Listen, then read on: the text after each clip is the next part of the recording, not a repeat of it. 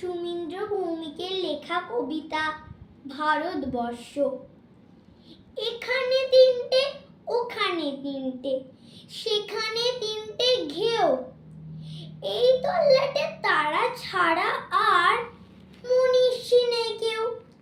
হারে রে, চিৎকার শুনে সবাই পগার পার। কেবল একটা হাবাগোবা ছেলে, নাম ভুলে গেছে তার। তার দু চোখের দৃষ্টি কেমন স্বপ্নের মতো নীল।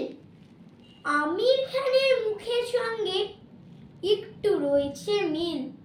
সবাই ধরলো, মারলো, বলল বল জয় সিয়ারাম। ছেলেটা বলল রবীন্দ্রনাথ, নজরুল ইসলাম। আরো একদল বলল বলতো আল্লাহু আকবার। ছেলেটা বলল ডিরোজিও আর রতেশ দীপঙ্কর। সবাই ধরলো, মারলো, বলল কোনখানে তোর ঘর। ছেলেটা বলল ভারতবর্ষ, সবরমতীর চর। নমস্কার।